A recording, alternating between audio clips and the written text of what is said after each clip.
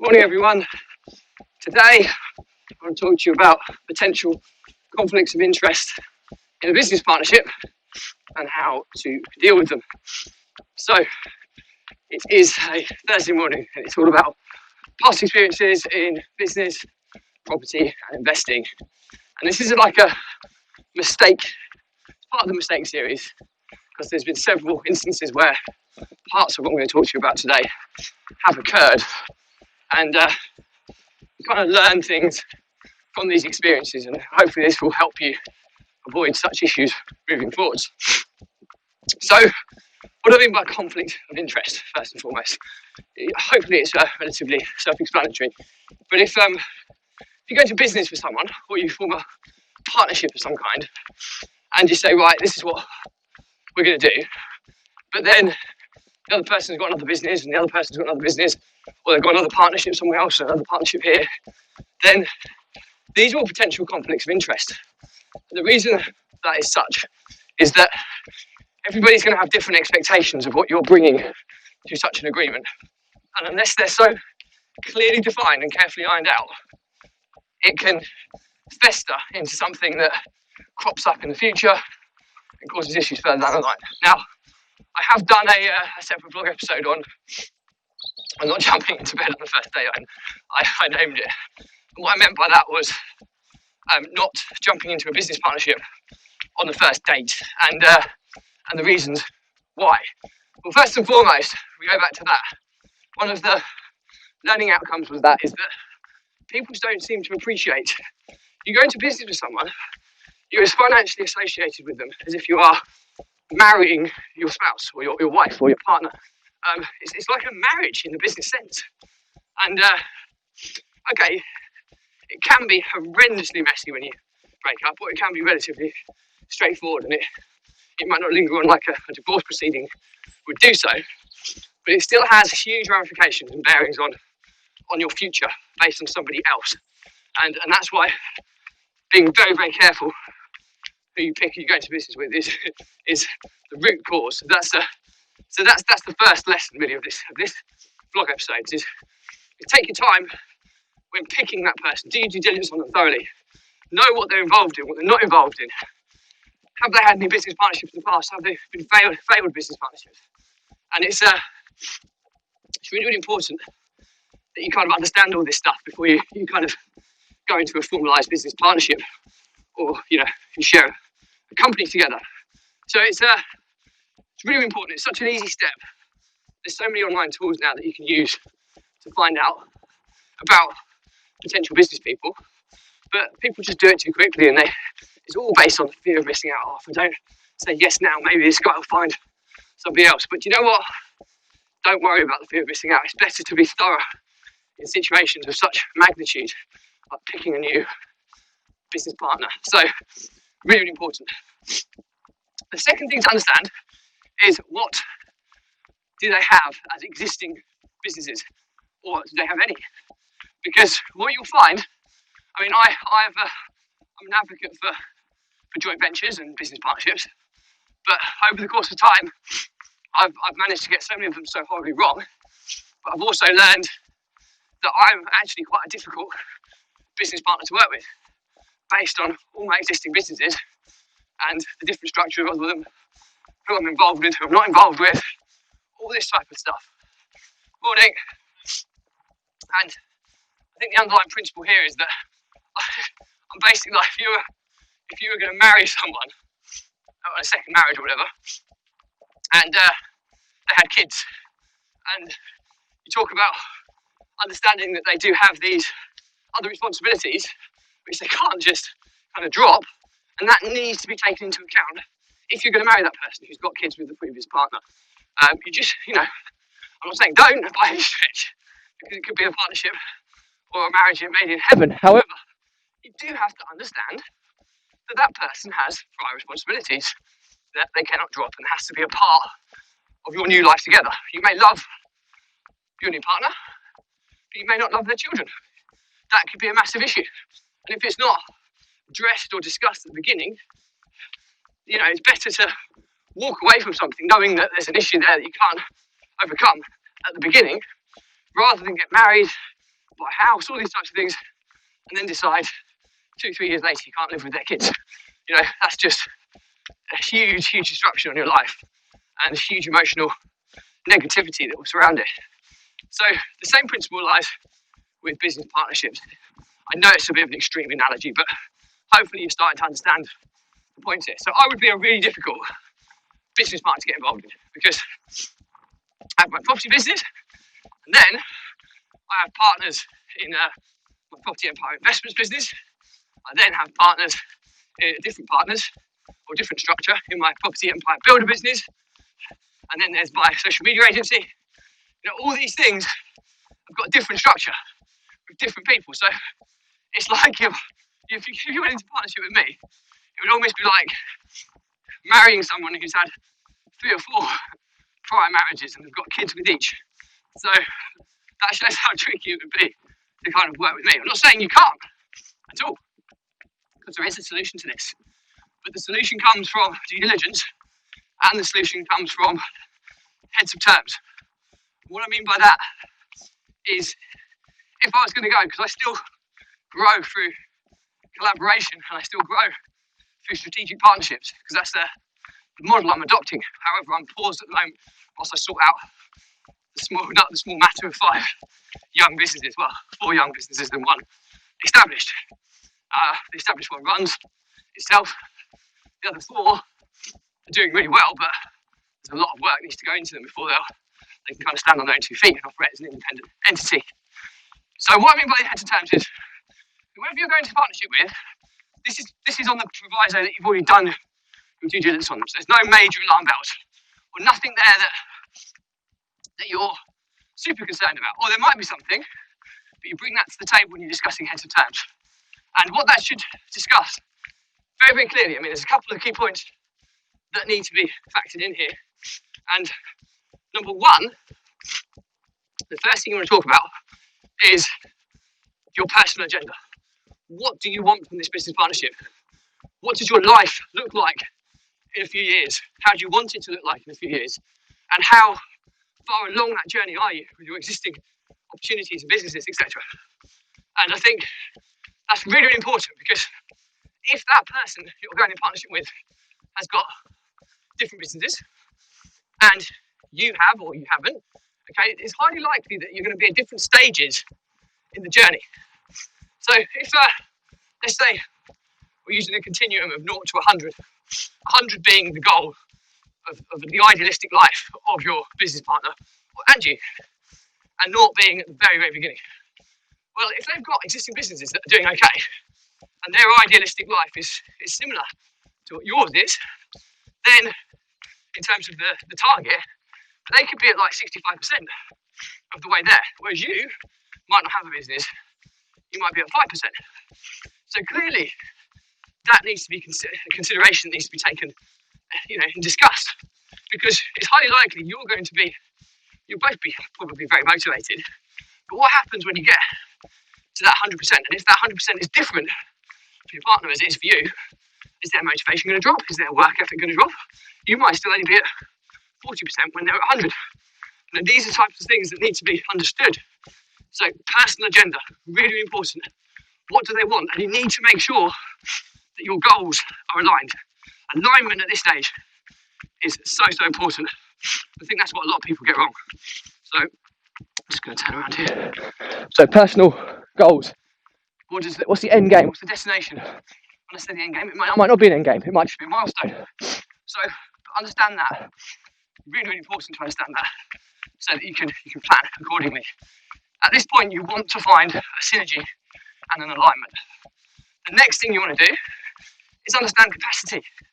What are they prepared to put into this? If they've got existing businesses, unless they've fully systemized those, which in my experience working with 300 or so entrepreneurs over the course of time, it'll be an incredibly low percentage, minuscule percentage of those that will have it fully systemized and doesn't require their involvement.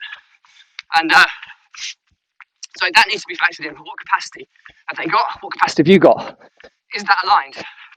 If it's not aligned, can you structure something whereby, they might put some capital in and work a little bit less on it, but you're going to put more time in. That can work as long as it's agreed, as long as it's structured, as long as it's understood. So it's all of these what ifs, buts, and maybes. I mean, it is contingency planning 101 ultimately. What happens if everything goes wrong? You know, what are the scenarios that could go wrong? And you're trying to preempt them. Now, you're not going to preempt them all because who knows what's going to happen in the future. But the point of the matter is you're trying to put some structure around your future agreement.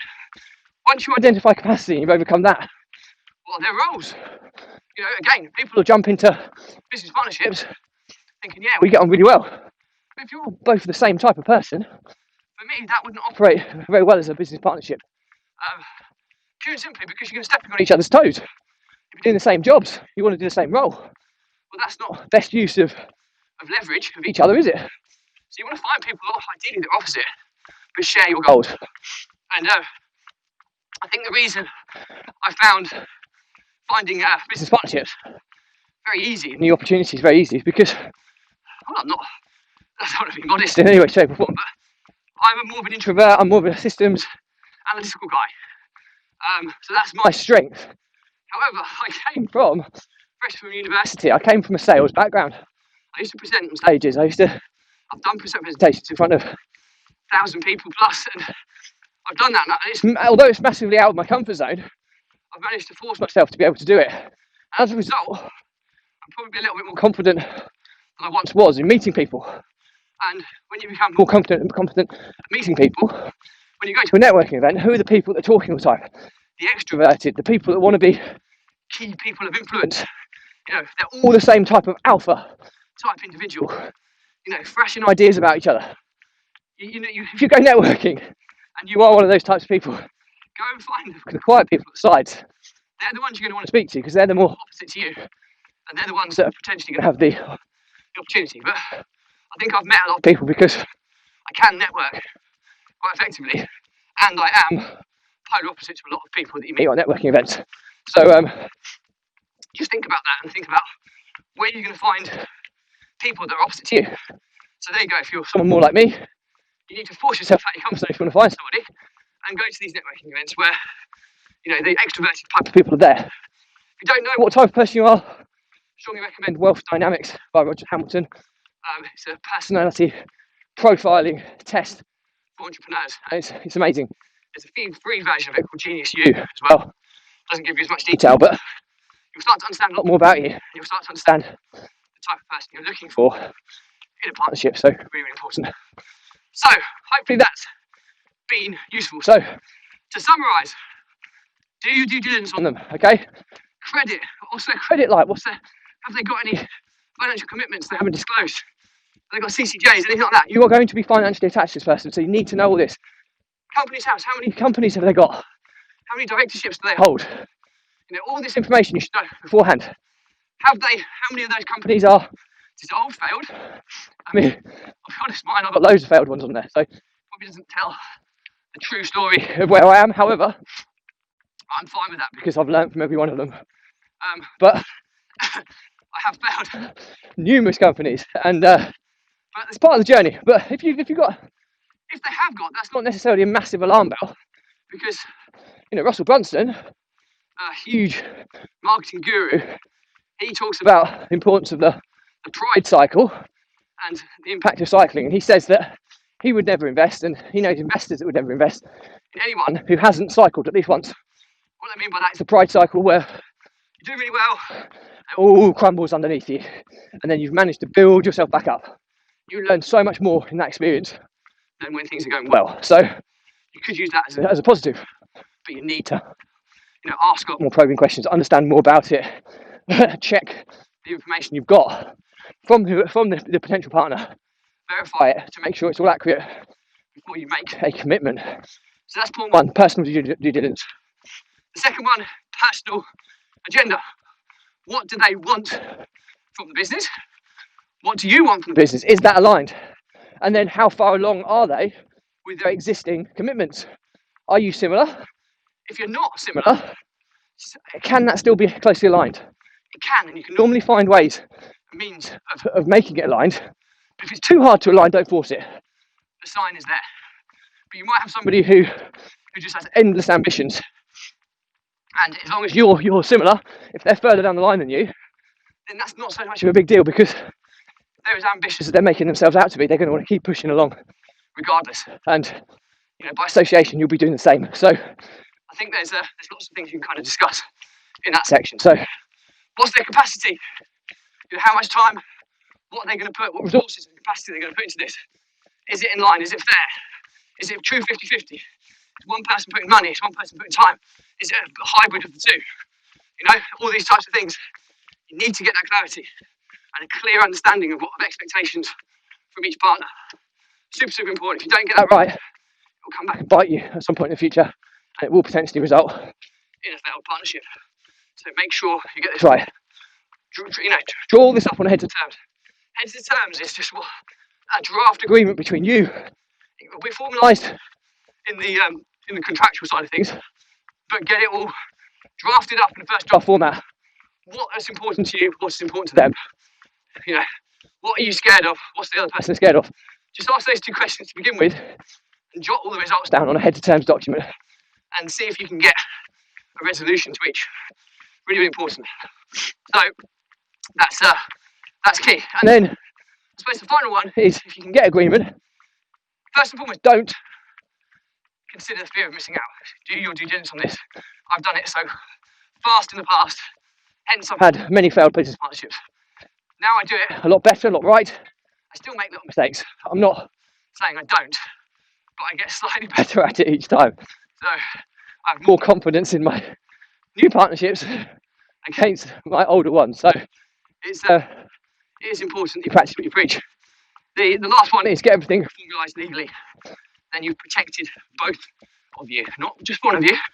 You're protecting both of you. If you've got both your fears in there, and worst case scenarios, etc., you should have a good solicitor be able to put some clauses, etc., to protect both of your concerns. So, and if it's all still aligned there, and it's not a fear of missing out, where you've been pushed into doing this quickly, then and only then should you consider pushing it forward. So I hope this has been useful. It's just my way of dealing with conflicts of interest. I come across them constantly. I come across them today with my existing partnerships. I come across them with my historical business partnerships. They're everywhere. And they're not a problem if they get treated correctly and don't just get ignored, which so many people do. If you do them right, you can formalise something that will work for both you and everybody involved. So I hope that's been useful. As always, any questions on this, drop me a comment. I'll respond to everyone. Bigger topic, I'll do a separate vlog episode. Tag you in. If it's not for you, you're not of interest, unfriend, unfollow me, no problem. But do check out the Runpreneur Facebook group and my YouTube channel, Kevin Britton Runpreneur, where my 135 or so episodes are all catalogued nice and neatly by topic. It's completely free ad hoc resource you can tap in and out of as you please.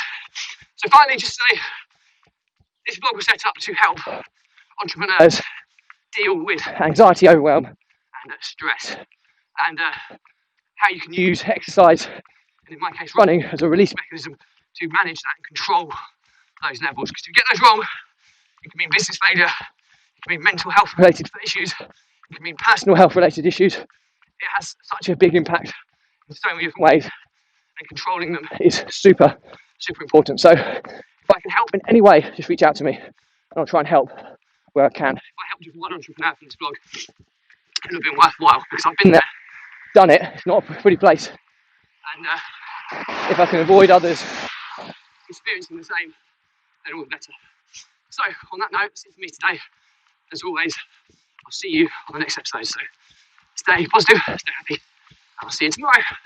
Bye.